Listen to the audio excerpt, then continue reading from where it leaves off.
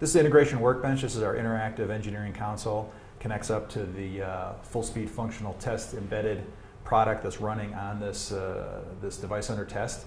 Our product is actually in the SD card. We'll boot this platform, and we have an Ethernet loopback cable on the back to show some Ethernet tests. But the nice thing about this TI Blaze platform, it just shows a lot of different interfaces, has a lot of functionality built into it.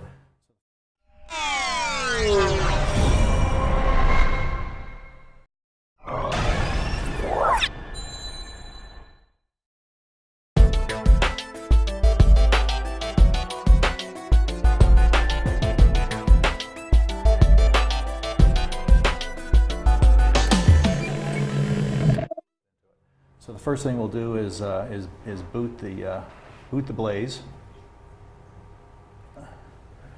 and you see some boot messages coming across our display. This is a two-stage bootloader. So the first thing we'll do out of the first stage is go off and test the SD RAM, the DDR RAM, and if it fails, we'll put out an error message to the display. If it passes, we'll load our full image into the DDR, and then you've got full access to all the hardware in the platform and all of our high-level functional tests. So our Integration Workbench can connect up to 8 targets. This is configured for just a single target. We have a DUT log, which logs all the activity between the host and the target, and we also have a command log, which logs just commands from either executed off of the command tree or off of the command line at the bottom. And the command log is very helpful for creating automated scripts and test suites. You can just cut and paste these into a separate text file, and then you've just created an automated suite. So the first thing I'll do is just to demonstrate some high-level functional tests. And the target is prompting the operator here to confirm that they're seeing color bars. And we have various patterns for testing different aspects of the display. These gradient patterns are great to show stuck bits. It's very obvious when there's a stuck bit. But this is just scroll through some various test patterns.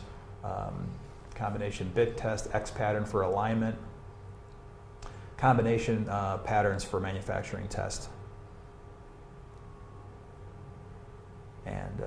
And this, we've got some various backlight tests, and these are configurable test suites. This one has quite a few tests built into it. Intersecting lines. On the bottom, yeah. This is just set up for asking for 10 touches across the display. Were lines positioned correctly? Yes. So this is an example of some high-level functional tests. So our product includes high-level functional tests to exercise the device under test, but it's built up on a hierarchical architecture. So a good example here is under SD-RAM, challenging for a lot of customers to get SD-RAM stable, DDR I should say. So high-level test suites are built up out of diagnostic tests, and here's an example of all of our memory tests.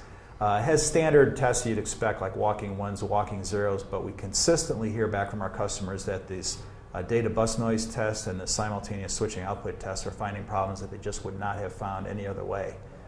So as these tests are configured for a customer's platform, you just double click on it and it'll run. They're diagnostic tests, again, so suites are built up out of diagnostic tests, are built up out of test methods, and these, when you click on them, they'll prompt you for input. So these will start when you start getting into a debug scenario where you want to home in, maybe narrow down the range, adjust the bit pattern. You can do that through the test methods. And then test methods are built up out of low-level commands. And here's where you get into the lowest level of peeking and poking every cell of memory, every register, every GPIO on the platform. Now this is a diagnostic tool. So in addition to testing, we also want to expose as much as we can to the end user about how our product is running on their platform and how we set up their platform to run. So we have commands that we've collected up here, but they're also throughout the product where you can easily see, here's the MMU map for the product. Here's the SD-RAM register set. So this is great when you can just dump the SD-RAM controller setup and email this off to the firmware development team to help them get their controller configured. We run a simple test, and it tells us that it passed. And that's fine if it passes, but when it fails, you'd like to get a little bit more information. So what we can do is we're constantly recording everything into a trace buffer, but for the demo, I'll change these the display to echo that trace buffer right to the display while we're running a test. So let me turn up the trace level to 3, and I'll just up arrow to the last command that I ran, and now it gives a little bit more information about the kind of test that we ran, the pattern that we wrote, and then we confirmed that that pattern was correct. If I turn this up to level 6 and rerun the command, now it gives you every read, write, and verify of that bit pattern. If there's an error, it'll flag the error code with expected and actual data. So very quickly you can see stuck cells, stuck columns, stuck rows. So here's an example of a high-level test where we're going to initialize the display, and then it's going to ask us to confirm that, yeah, we're seeing live video on the display. And again, it passed. That's fine. Now, if I turn up the level to say level 3 and rerun that suite,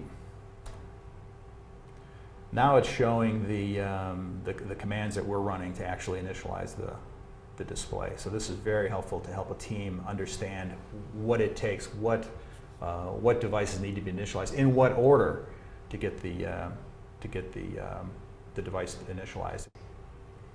So this is an example script, just to give you an idea. The nice thing about this particular script is that it kind of shows in a nice compact fashion various high-level command kind of functionality that you get in our interpreter.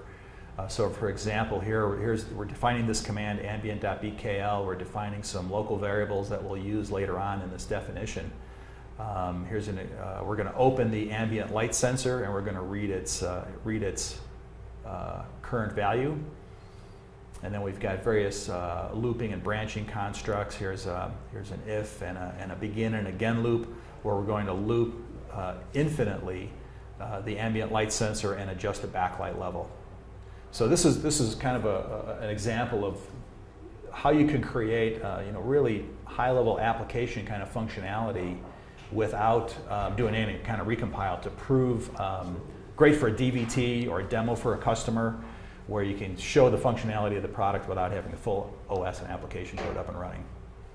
Now this command is up and running. We've initialized the display, and the ambient light sensor is actually just under the Texas logo here, Texas flag.